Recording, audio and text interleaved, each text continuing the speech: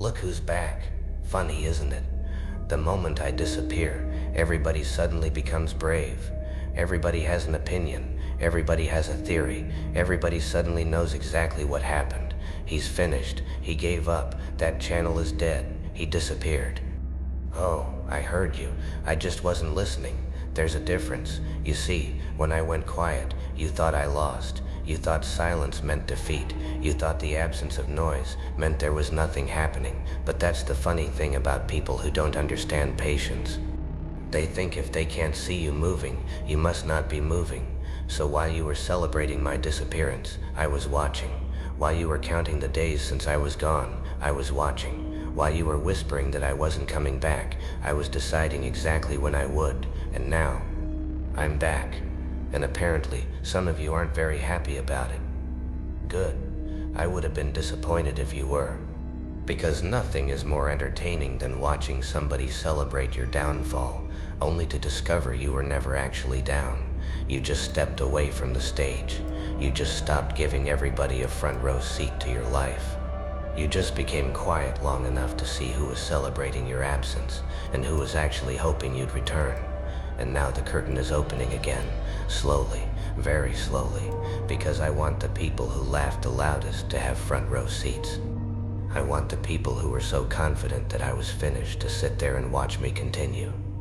I want the people who thought my silence meant weakness to experience the uncomfortable realization that maybe, just maybe, they completely misunderstood what was happening behind the curtain. You see, I learned something while I was gone. Haters don't actually hate your failure nearly as much as they hate your return.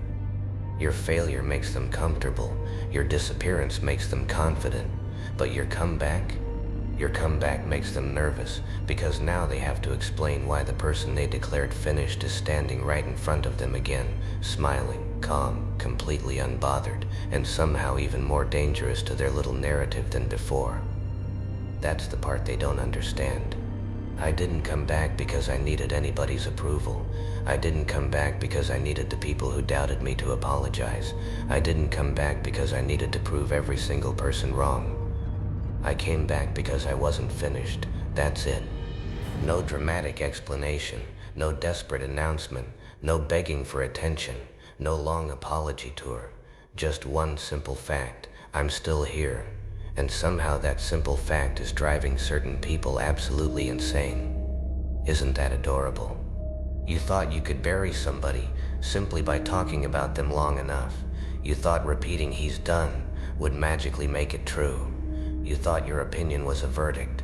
That's where you got confused. You don't get to write somebody else's ending just because you were excited about it. You don't get to decide when somebody's story is over simply because you stopped believing in it. And here's where it gets really funny. The people who talked the most while I was gone are suddenly very quiet now. Where did all that confidence go?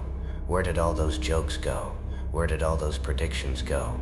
Where are the people who were so certain I wouldn't return? Come out, come out. Don't hide now. I want to see those faces, because I remember. Oh, I remember. Not because I'm angry. Anger is exhausting. I remember because people reveal themselves when they think you're not watching, and I was watching. Disappearing taught me something. It taught me who actually cared and who was simply waiting for me to fail. It taught me who supported the journey and who only enjoyed the possibility of watching it end. It taught me that sometimes you don't need an enemy to destroy your confidence, because people will happily do it for you if you allow their opinions to become your reality. But I stopped doing that. I started seeing things differently. When you come back, you don't come back with the same eyes. You come back with better vision. You notice things you ignored before. You hear things differently. You recognize fake applause. You recognize fake concern. You recognize people who suddenly become friendly because they realize you didn't disappear permanently. You recognize the people who were waiting for you to stumble because your struggle made them feel better about their own lives. And once you see it, you can't unsee it. That's when the game gets interesting, because I don't need to expose anybody. I don't need to argue. I don't need to make a giant announcement about who betrayed me or who talked behind my back. No, I'll let behavior do the talking. That's much funnier. Because eventually people expose themselves. They always do. Give them enough time, give them enough pressure, give them enough opportunity, and they'll tell you exactly who they are without you ever having to ask. So don't worry, haters. I'm not angry. I'm actually grateful. You gave me something better than applause. You gave me motivation. Every doubt became fuel. Every insult became another reason to keep going. Every person who said you can't accidentally became part of the engine. And now, the engine is running again. You hear that? That's not thunder. That's not chaos. That's the sound of somebody returning with absolutely nothing left to prove. And that's dangerous, because the most unpredictable person in the room isn't always the loudest. Sometimes it's the person who already survived being underestimated. The person who already knows what it's like to be laughed at, ignored, dismissed, counted out, and told that they aren't going anywhere. That person doesn't need permission anymore. And when you stop needing permission, you become very difficult to control. That's what happened while I was gone.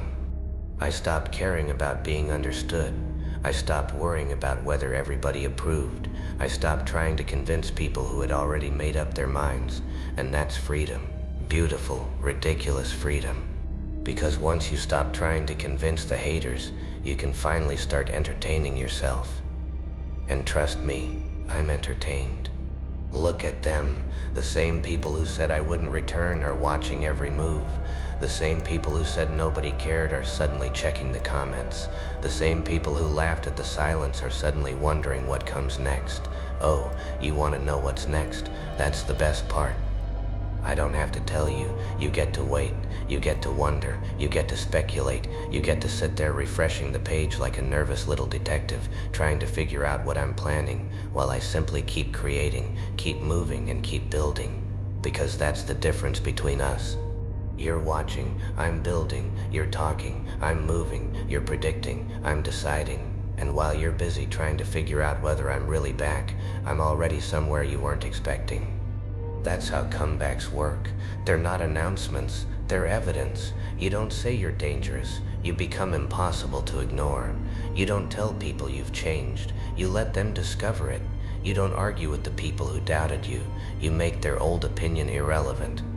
That's the real revenge. Not destroying them, not humiliating them, not screaming at them. The real revenge is becoming so much stronger that their opinion eventually sounds ridiculous. Imagine spending months talking about somebody, laughing about somebody, counting somebody out, convincing yourself that somebody was finished, only for that person to return better than before. That's got to hurt. And I'm sorry. Actually, no, I'm not. Because here's the thing about haters. They want your attention. They want your reaction.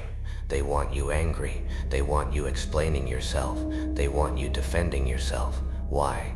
Because every second you spend arguing with them is a second you're not moving forward. So I'm not giving them that anymore. I'm giving them something much worse. Silence, consistency, results, and a front row seat.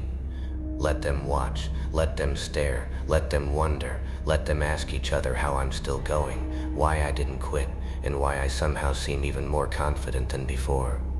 Because you made one mistake. You confused my silence with surrender. You confused my absence with weakness. You confused patience with defeat. And now you have to watch the consequences of being wrong. I'm back. Not perfect, not finished, not pretending I have everything figured out. But back. And sometimes that's all you need. One more return, one more chance, one more upload, one more move, one more reason to keep going. Because the people who laughed when you disappeared don't get to decide whether you return. You do. And if they hate to come back, let them. If they complain, let them. If they roll their eyes, let them. If they say you're different, smile. Of course you're different. You were supposed to be. You went through things. You learned things. You lost things. You discovered people. You discovered yourself. You don't go through all of that just to return as the same person. No, you return sharper, quieter, stronger, more selective, and much less interested in explaining yourself. So to everybody who supported me, I see you. To everybody who waited, I appreciate you. And to everybody who celebrated because they thought I was gone forever, well, I have a little message for you. I'm back, and judging by those nervous little faces, you're mad about it. Good. Stay mad. Stay confused. Keep wondering. Keep watching. Keep asking yourself why I didn't stay gone. Because I'm not going anywhere. Not today, not tomorrow, and definitely not because somebody sitting on the sidelines decided I was finished. The show isn't over. The lights just came back on. The curtain just opened again, and now you get to watch what happens next. So sit down, get comfortable, grab your popcorn, because apparently my return ruined somebody's day. And honestly, that's the funniest thing I've heard all week. You wanted silence, and I gave you patience. You wanted failure, and I gave you a comeback. You wanted me forgotten, and now you're watching again. You wanted the story to end, but unfortunately for you, the author isn't finished writing. The lights are on, the stage is open, and the audience is already staring. So welcome back to the madness. I missed this. And judging by the way some of you are reacting, you missed me too. Subscribe to my Substack, Patreon, and Facebook for additional content.